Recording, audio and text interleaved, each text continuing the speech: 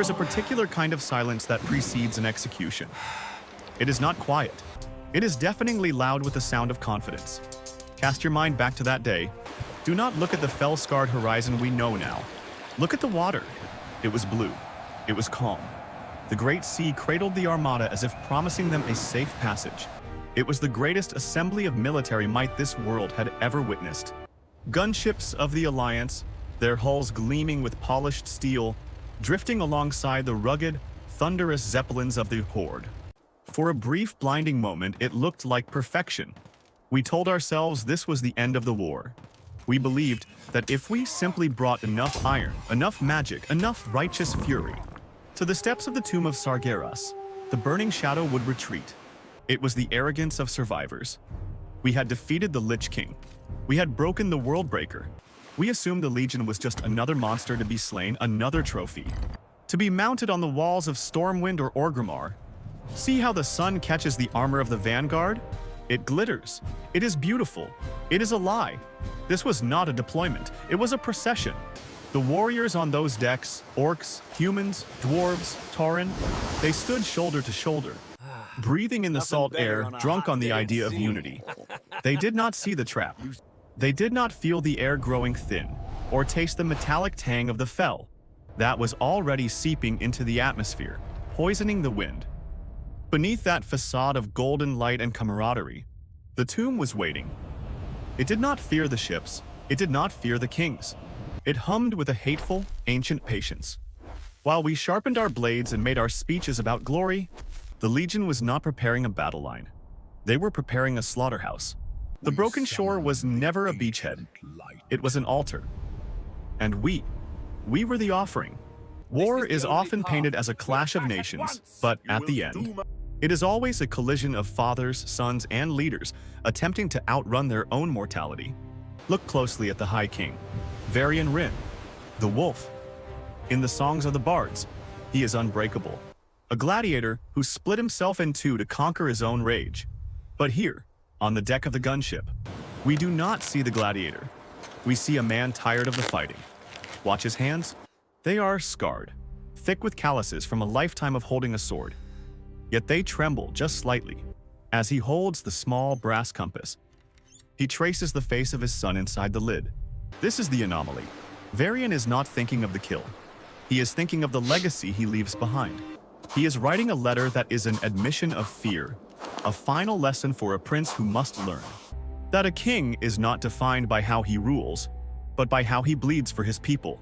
Varian knows, deep in the marrow of his bones, that he might not return. He is a warrior walking into the dark, hoping his light was enough to guide the next generation. And on the winds above, the war chief watches, Vol'jin, son of Sen'jin.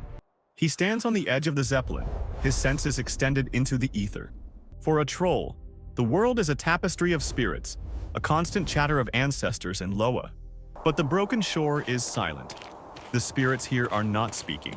They are hiding. There is a coldness in Vol'jin's chest that has nothing to do with the sea air.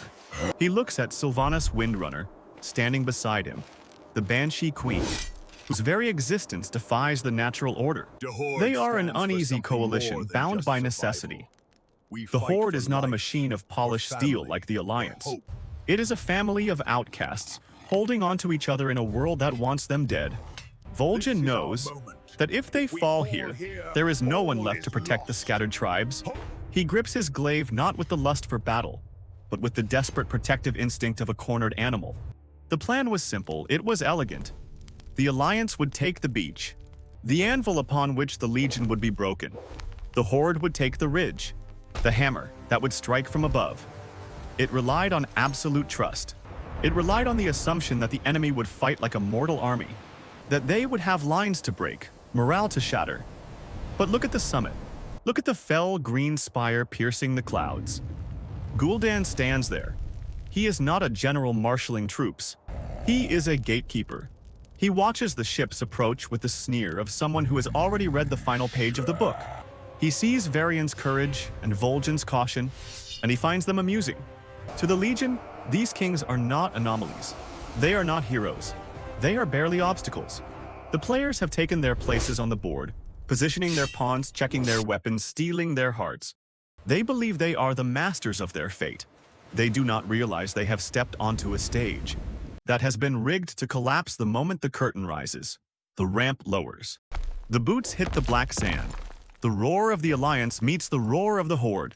For a fleeting second, the two factions are one. A single shining spear tip, aimed at the heart of darkness. It is the last time they will ever stand so tall.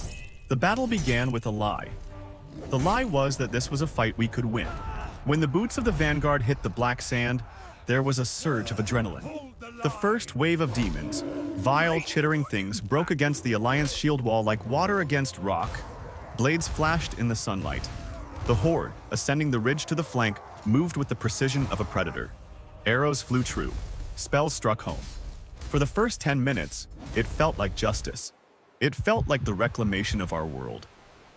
But the Tomb of Sargeras does not operate on the logic of warfare. It operates on the logic of a cancer. High above the battlefield, Gul'dan did not panic. He did not shout commands to reinforce the lines. He simply raised his hands, and the sky began to bleed. This was not the magic of Azeroth. Arcane energy hums.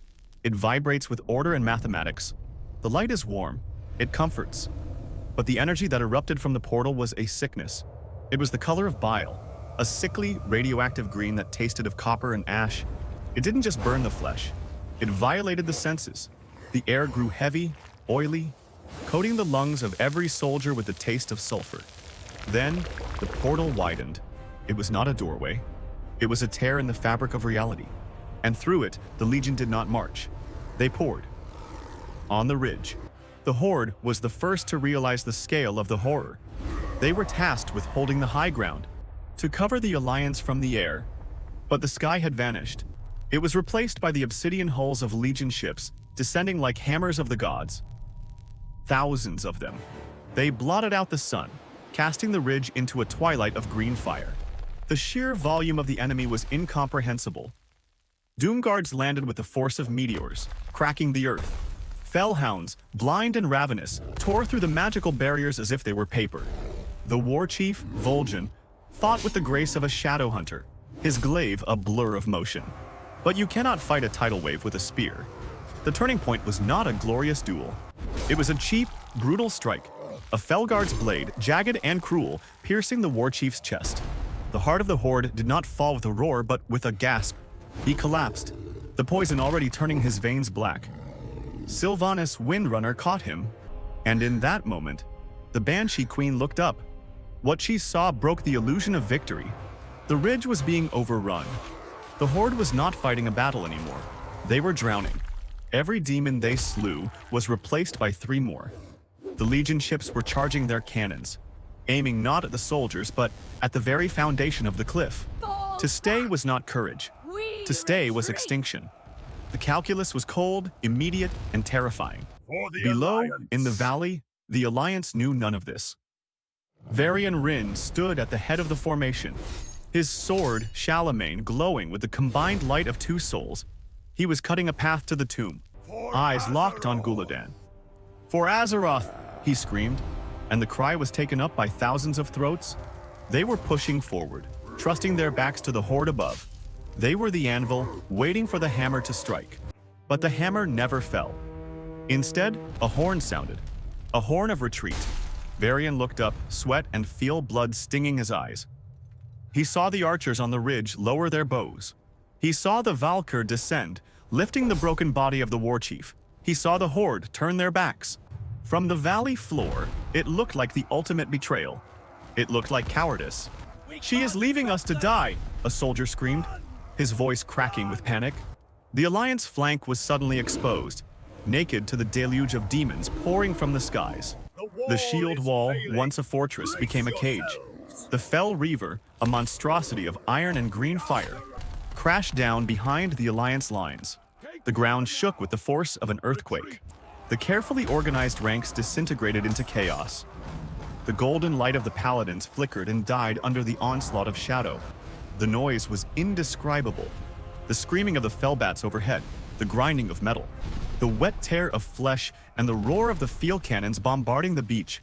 It was the sound of a world ending. Gul'dan watched from the steps of the tomb. a cruel smile twisting his lips. He had not defeated them with strategy. He had defeated them with the truth that their unity was fragile and their strength was finite. He had forced them to choose between death and dishonor. The retreat was chaotic. The gunship, the Skyfire, descended, its engines straining, ropes trailing like desperate lifelines. Varian shouted orders, grabbing soldiers by their breastplates, hurling them toward the ladders. Get to the ship, now! He wasn't fighting to win anymore. He was fighting to save what little could be saved. The dream of the broken shore lay in ruins, trampled into the black sand. The Grand Armada was burning. The sky was a swirling vortex of annihilation. As the Alliance pulled back, battered and broken, staring up at the retreating silhouettes of the Horde Zeppelins, the bitterness that took root was more poisonous than the fell itself. They didn't see the Horde dying on the ridge. They only saw the backs of their allies, and in that misunderstanding, in that tragic gap between two desperate armies, the Legion had won its greatest victory. They hadn't just broken the armies, they had broken the trust that held the world together. The ramp of the Skyfire began to lift. The engines screamed, trying to lift the heavy steel beast, away from the gravity of the slaughter. Varian Wrynn stood at the edge of the deck, looking down at the sea of demons that now covered the beach where his men had stood moments ago. But the Legion does not let its prey escape so easily. A massive fell reaver rose. From the depths of the chaos, its metal hand gripping the side of the gunship, groaning under the strain. The ship lurched. Metal screamed. The escape was anchored. Someone had to let go.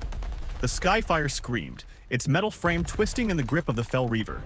The engines whined, burning futilely against the weight of the Titan.